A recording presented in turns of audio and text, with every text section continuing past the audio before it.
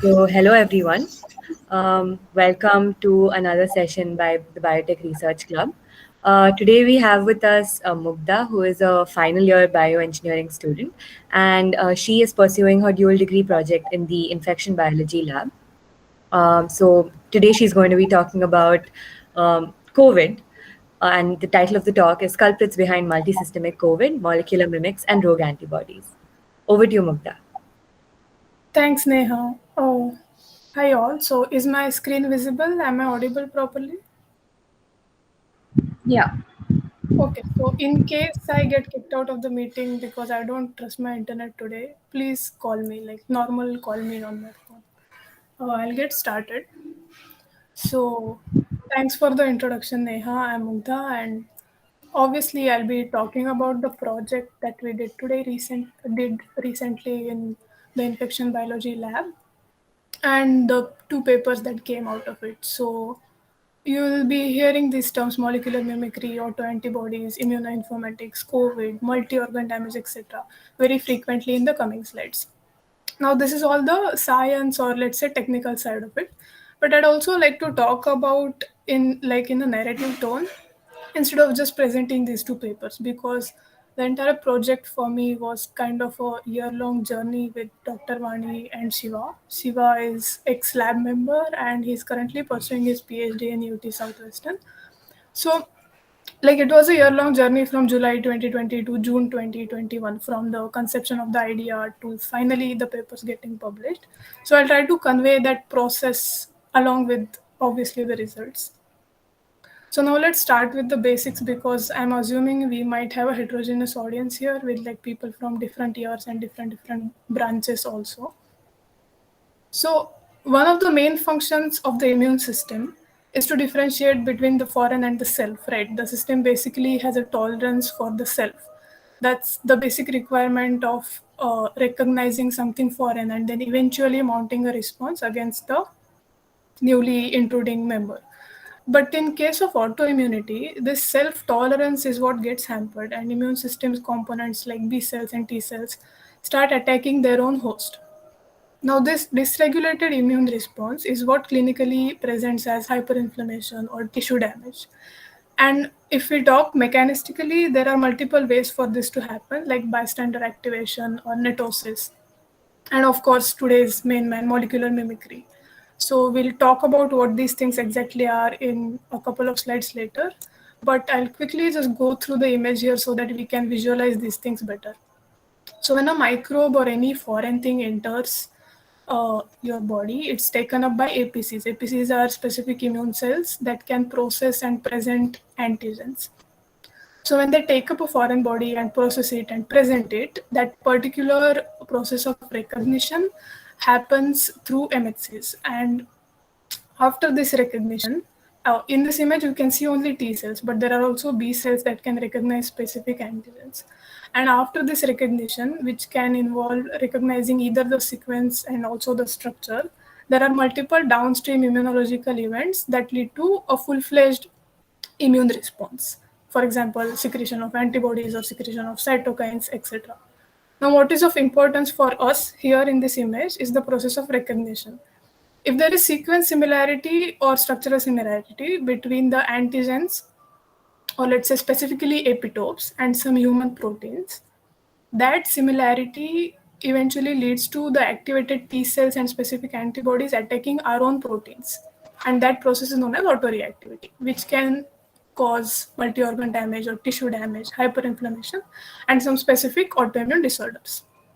So, before we move on, just small clarification that epitopes are basically small portions on antigens that are actually recognized by B cells and T cells.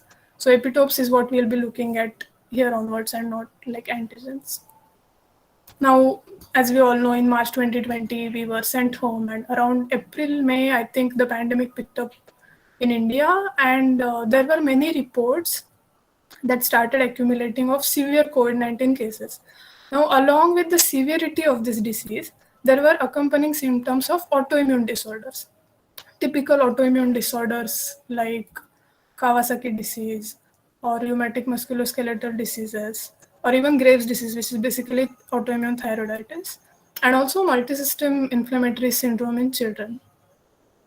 And what is listed here is only in case of autoimmune specific typical disorders, but there were also worldwide reports of like typical systems or specific systems getting affected, like cardiovascular symptoms were there, neurological symptoms were there, even only musculoskeletal systems getting affected were found in severe COVID-19 cases. So now the question that came up naturally was, is this all a mere co-occurrence of multiple conditions, or is there a causal link between COVID-19 and autoimmunity? So people from our lab believed that there could be a causal link because there were already viruses which are known to trigger autoimmunity. For example, Epstein-Barr virus known to trigger multiple sclerosis, or EBV and again hepatitis C virus known to trigger rheumatoid arthritis. And another important thing which led us to, like take up this idea and want to pursue COVID-19 and autoimmunity was this previous paper which came out only in Jan 2020, a possible role of autoimmunity through molecular mimicry in alphavirus mediated arthritis. So the same concept of molecular mimicry autoimmunity, but in the context of alphavirus mediating arthritis. So this was the basic foundation that we started with, but that was only to see if there can be a possibility of causal link between autoimmunity and COVID-19. But can we say that autoreactivity is the trigger of multi-organ damage? Because correlation cannot be directly taken as causation, right? So when we went back to the literature, there was this paper by Ms. et al.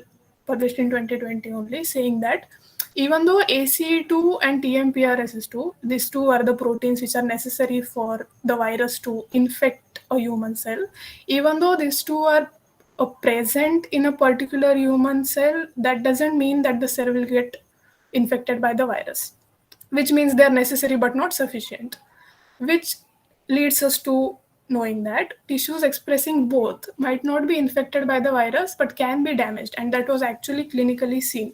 Those reports were made available during that time, June, July 2020, which means that multi-organ effects here are not necessarily stemming from multi-organ infection. The virus itself is not going into your neurological system, or let's say your musculoskeletal system.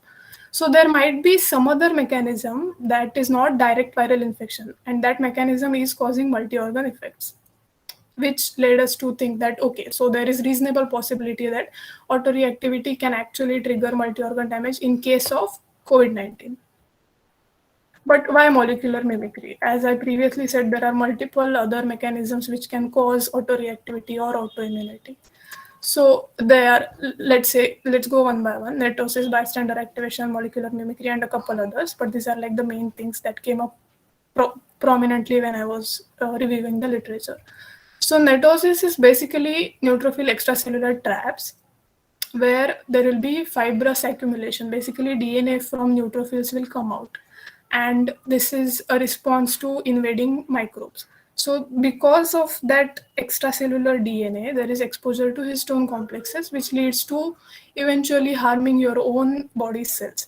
And in case of bystander activation, T cells get activated independent of TCRs. Like in the very first image, when we saw that there is TCR recognizing the antigen and then getting activated and then leading to downstream immunological events. In case of bystander activation, T cells get activated due to cytokines, etc., but independent of TCRs, and then they start attacking some antigen which they were not intended for originally. So that is called bystander activation, as the name suggests. But in case of molecular mimicry, there's a sense of specificity because the sequences between the virus and the host are actually shared. So only the sequence that is being shared, that specific sequence and that specific location in your body will see the effects. So to quote Cusick et al., the exact reason that makes us believe that molecular mimicry could be the prominent mechanism underlying is that the difference between other non-specific mechanisms and molecular mimicry is that molecular mimics specifically direct the immune response towards a tissue or an organ. That's why molecular mimicry. And then eventually, towards the end of July 2020, we ended up forming the hypothesis saying that let's first of all say that COVID-19 is not a standalone infectious disease, scratching that off. First thing, causal link between COVID-19 and observed autoimmune conditions may exist. Second layer to that is SARS-CoV-2 can be the trigger of autoimmunity and also multi-organ damage. Now, the reason I'm spelling these two things out separately is that autoimmunity can cause typical autoimmune disorders and also some multi organ damage, which is not characterized as typical autoimmune disorders. And there were unusual symptoms, extrapulmonary symptoms, or extrapulmonary conditions observed in case of severe COVID 19. That's why the distinction. And the third layer to the hypothesis being that molecular mimicry is the underlying mechanism through which SARS CoV 2 is triggering that multi organ damage. So, what's new that we are offering here? Because by the time in July 2020, by the time we said that, okay, this is possible, and we already knew that there are other viruses which can trigger other autoimmune disorders, what's so novel that we are trying to offer? Because it's of no use if you're going to reinvent the same thing again and again. So there are a couple of things that were unique in our case. First thing, we decided to choose only experimentally verified epitopes. Unlike many other bioinformatics or immunoinformatics studies where they just in general take up epitopes from in silico databases, etc. So that was one unique thing. Second thing is we did pretty comprehensive sequence comparison, like across the entire human proteome instead of just taking organ specific proteins. And in case of this will come up eventually towards the end of the talk. In case of T cells, also we chose studies that represented a comprehensive set of epitopes from SARS-CoV-2 side also. And then the third thing is that, as I mentioned previously, we didn't just talk about specific autoimmune disorders. We covered the entire base or the entire umbrella of multi-organ damage and hyperstimulation of immune system. That was a new flavor in our case. And it had the potential of explaining an umbrella of yet unexplained unusual clinical manifestations. Now, I say potential because obviously all this is subjected to experimental validation, which has not been done yet. So basically, we were offering a broader scope of interpretation. Having convinced ourselves that we have something solid to offer, we framed a plan of action towards beginning of August, and the entire August we were working on it. So we started with a basic write-up, or let's say a conceptual framework, which also helped me clarify a lot of things from my side. And then there was literature review to collect studies of B cell epitopes. And then eventually we screened out only the experimentally validated epitopes. Then we compared those sequences with human proteome, identifying the molecular mimics, which basically means that the epitopes which are on the virus plus there will be sequences on human proteins which share certain residues. So these will be the molecular mimics. So we had a list of molecular mimics prepared. And then we gathered evidence from the literature for presence of autoantibodies against this particular molecular mimics. And then we also looked at tissue distribution of these molecular mimics and finally wrote the entire thing. But when I say finally wrote the entire thing, this step actually started pretty early. Like when I first wrote the basic write-up, the conceptual framework, that's when the entire process of writing started. And I think that actually helped us throughout the process because I've observed that it clears your head, like the mental picture in your head about your own concepts gets refined as you go on writing things. So the literature review and the write-up process were always on, and this entire process went on till August end, I think. So let's move on to what particular tools we used and what were the methods like. So the first thing we used for sequence comparison was BLASTP. I'm sure all biotech people know what this is because the very first assignment we do in the department is blasting. But for others, if there are any outside BT people, I'll just explain quickly. It's basically a local alignment search tool that aligns the given protein sequences, or let's say peptides with a set of protein sequences, so that you can easily identify their shared residues. So we use the human proteome deposited in the UniProt SwissProt database to compare inputted B cell epitopes that were collected from the literature manually. And then we got a list of molecular mimics, basically meaning the protein sequences that are similar to viral epitopes. And those specific proteins were taken and inputted, human proteins were taken and inputted in Open Targets platform. Now, Open Targets platform is basically a database that has that has proteins organized in a manner that if you search for a particular protein, it will output a list of diseases. So that protein can be associated with those particular diseases in any way. They don't specify how exactly the protein is involved in that particular disease. So we used Open Targets platform to take each and every protein that we identified as a potential molecular mimic from human body, inputted it in Open Targets platform, and then from the list of diseases that we get, this is just like a demo thing I did using hemoglobin HbA1, which is the first subunit of hemoglobin. So as you can see, there is sickle cell disease coming up, there is thalassemia coming up. So from the list of diseases that came up for our own specific proteins, we filtered out only the autoimmune disorders, which meant that, okay, the molecular mimics that we have collected are somehow involved in the these particular autoimmune disorders. That itself is not sufficient to claim or even indicate that those could be possible autoantigens, because of course Open Targets platform does not tell you the mechanism. They could be associated in any way. And then the third thing we used to assess the tissue distribution was the Human Protein Atlas, and which basically gives you the location inside a human body, cellular and also tissue specific location if you input a particular protein. So this led us to collating a table like this, which has 28 such proteins. And it's okay if you can't like make out all the names and details, etc. The point is that there is evidence for presence of autoantibodies, which we collected from literature, and there is multi-organ distribution. For example, let's in the first column there are SARS-CoV-2 proteins, and in the second column there are human proteins. So now these two are molecular mimics because the sequence that is next to them is being shared, and the residues that are highlighted in red are the residues that are specifically being shared.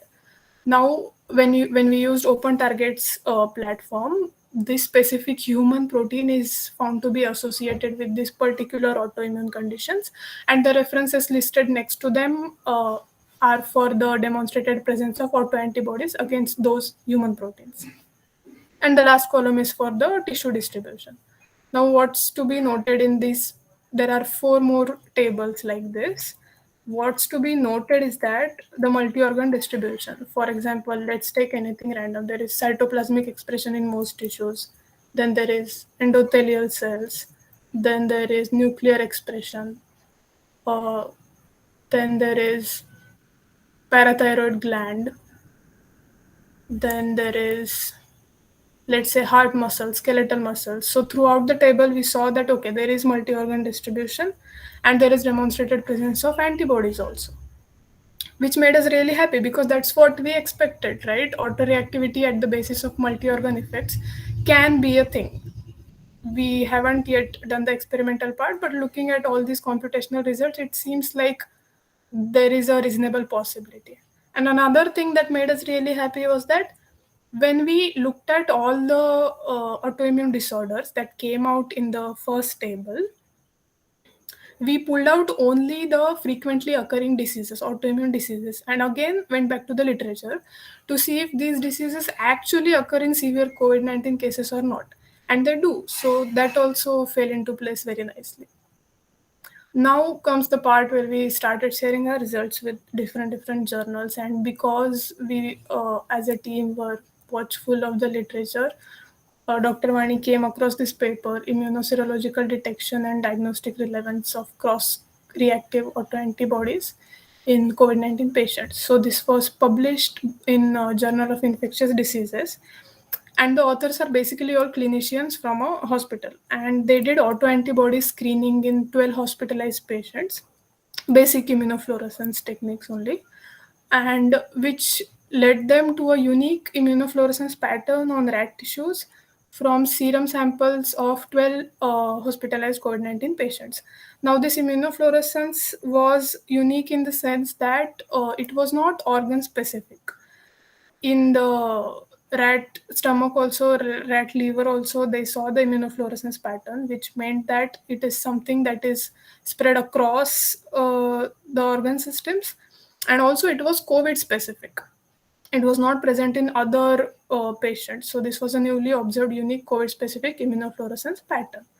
What's Even more interesting is that patients with these unique immunofluorescence pattern displayed neurological and thrombotic conditions with a strong temporal association with the disease, which means that there is some link between COVID and this immunofluorescence pattern of autoantibodies and these extrapulmonary conditions, neurological and thrombotic.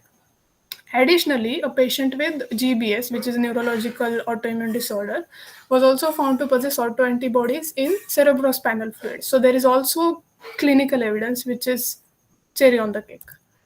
And this is how the immunofluorescence pattern was. So with the rat stomach tissue, on the left side you are seeing pre-COVID-19 immunofluorescence, and on the right side there is post-COVID-19. So the green thing is actually goat anti-human IgG or A or M conjugated with fluorescein isothiocyanate, which basically goes and attaches to human autoreactive antibodies. And the blue thing is our usual DAPI stain, which stains nuclei. So pre-COVID, there were no green stains observed, as you can see, which means no presence of autoantibodies. But post-COVID, there is a very explicit presence of autoantibodies. This was in the case of rat stomach, and in the case of rat liver also, as you can see on the right bottom box, there is a very nice uh, explicit pattern of autoantibodies being recognized on the membranes of hepatocytes. So this basically prompted us to think that, okay, so there are specific autoantibodies clinically being detected in specifically COVID-19 patients that have extrapulmonary manifestations. And we thought that this really nicely fits with our hypothesis also and the computational results that we have in hand. So we went ahead and shared a correspondence letter with them, like a correspondence to the paper that they had published. We pulled out only these four proteins that were associated with neurological autoimmune disorders from our results, and shared with them as a correspondence letter stating that these are the four proteins we think could be possibly acting as autoantigens only in the neurological conditions. So this was the first result getting published around November 2020. And then from November to around April, we were sharing with other journals. After a couple of rejections, we eventually landed up in molecular immunology, and the paper got accepted around May. And the reviewers had comments regarding not addressing T cell epitopes, because obviously autoimmune conditions, even though we speak only about B cell epitopes, collecting B cell epitopes from the literature and then talking about autoantibodies all the time, that's not the entire true picture, right? There are also T cell epitopes and T cells coming in and contributing to autoimmune conditions. So their question was, how do you address the involvement of T cell epitopes? And we hadn't specifically addressed that because we knew that there are no clinical reports at that time that directly point to the presence of autoreactive T cells in COVID-19 sera or COVID-19 cases. So it was difficult to gauge the potential involvement of these regions, because it's possible to always do the computational analysis, but that should have some clinical relevance also. But eventually we ended up doing the computational analysis too, and there too we didn't find any significant results. So that was also reassuring. And eventually we added a small section addressing this comment, and that was published in the Molecular Immunology Journal. Now, the future steps for this entire piece of work is that obviously to have verification in an experimental manner, we'll have to do recording in vitro autoreactivity for extrapulmonary antigens, which will require us to take sera from severe COVID-19 cases and then possibly doing an ELISA or so. And another thing we can do is long-term monitoring of the corresponding autoantibodies, which is more focused on the clinical aspect of things. It can help us better understand the association of autoimmune conditions or the exacerbation of inflammation and severity of COVID-19. Also, it will be relevant in case of COVID-19 therapy, because if we know what specific autoantibodies are causing that multi-organ damage, then those can be used as biomarkers to detect the onset of multi-organ manifestations, or in some way predict what is going to happen next, and also aid in quality control for plasma therapy. concluding to talk about how this is also implied in managing COVID 19 in a way, it can aid in narrowing down the search for specific self antigens contributing to multi organ damage. And also, it can direct subsequent antigen specific studies. So, this is more like on a population level kind of management, aid in selecting virus specific peptide sequences to be targeted for future vaccine designs to bypass the undesirable autoimmune consequences of vaccination. So, obviously, before having something injected in your body, you should know what are the side effects, and in that sense, knowing what are the possible molecular mimics is important. So that's pretty much it. The project. I'd also like to thank Dr. Vani and Shiva for the opportunity